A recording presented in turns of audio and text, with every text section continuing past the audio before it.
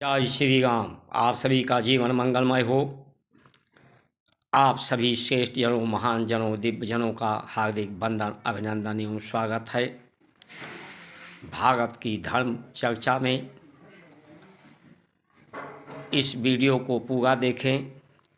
ये आध्यात्मिक चेतना की मशाल जो भारत को पूर्ण स्वतंत्रता के लिए राम की प्राण प्रतिष्ठा हुई है, जिसमें पहली बार कोई सरकार धर्मपरायणता के साथ खड़ी हुई है, उसके मनोबल को बढ़ाने के लिए इस वीडियो को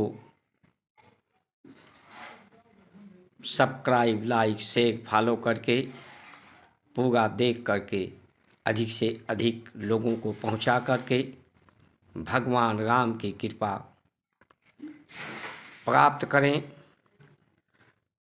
उनके चरित्र चिंतन, चरितार्थ को करके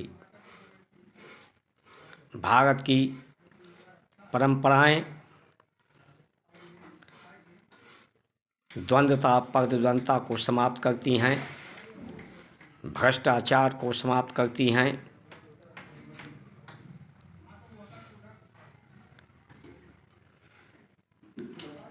ये भ्रष्टाचार जो दीमक की तरह से, ये भीड़ जो अस्पतालों में, न्यायालयों में, सड़कों पर हैं, ये बहुत बड़ी समस्या भारत के लिए बनती जा रही हैं।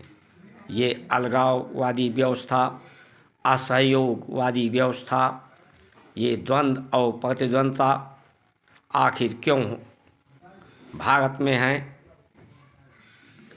क्योंकि हम लोग अभी तक जय श्री राम, भारत माता की जय, धरती माता की जय, धर्म की जय का सिर्फ नारा ही लगाते रहे हैं।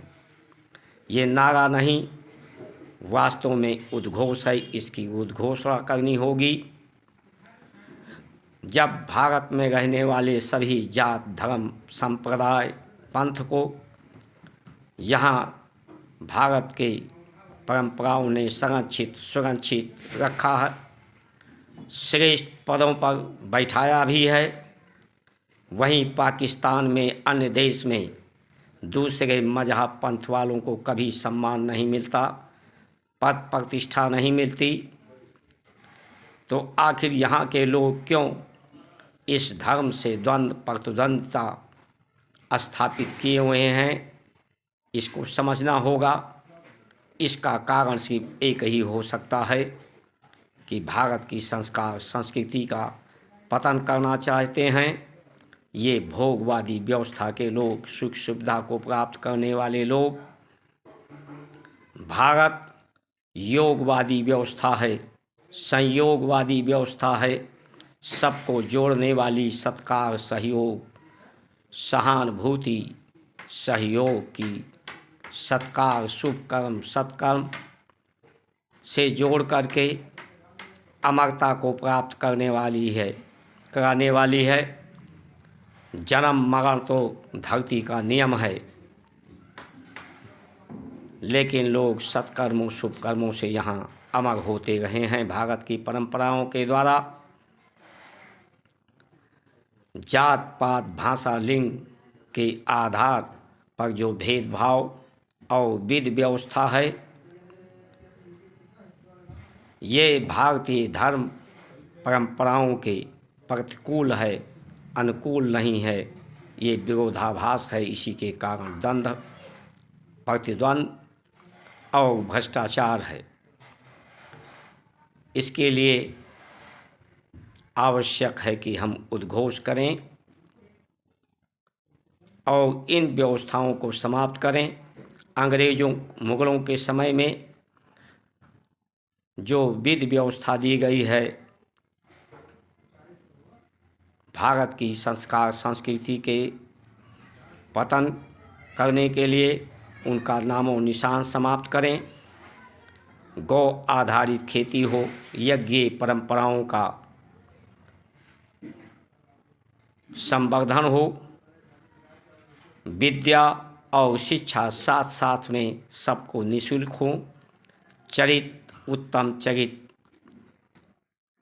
राम के चिंतन चरितार्थ के लिए शिक्षा और विद्या हो, संसार का पद सेवा के लिए हो, परमार्थ के लिए हो, अमरता सत्कर्मों के लिए हो, ना कि जात पात भाषा लिंग के आधार पर सुख सुविधा प्रतिष्ठा प्राप्त करने के लिए संसार का पद हो। जब तक ये होता रहेगा भ्रष्टाचार समाप्त नहीं होगा, भीड़ समाप्त नहीं होगी, समस्याएं समाप्त नहीं होगी। सिर्फ अपने इस मनुष्य जीवन को जो धन्य भागी से मिला है, ये धन्य भागी नहीं होगा। भारत में ये जो असहयोगवादी व्यवस्था, प्रतिद्वंद्विता वाली व्यवस्था, धर्म के खिलाफ, इसे समाप्त करना होगा। धर्म का सम्मान न करना, धर्म मार्ग पर को अपनाकर उस मार्ग को प्रशस्त न करना ही अधर्म है और ये सबसे बड़ा दंड है। इसलिए आइए हम सब मिल कर के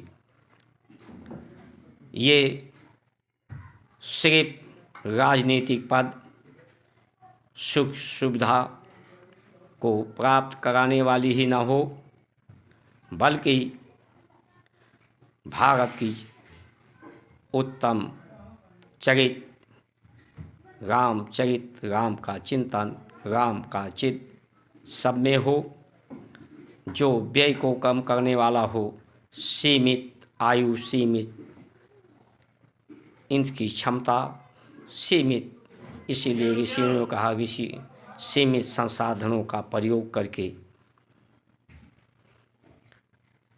सबको सुअवसर प्रदान हो, जीवन की जो अति आवश्यक आवश्यकताएं हैं सबकी पूर्ति हो, उत्तम खेती बने, भारत श्रेष्ठ बने, नेक बने, आयुर्वेद को बढ़ावा मिले, प्रोत्साहित हो आयुर्वेद, भारत समृद्धशाली बने। जय श्री राम।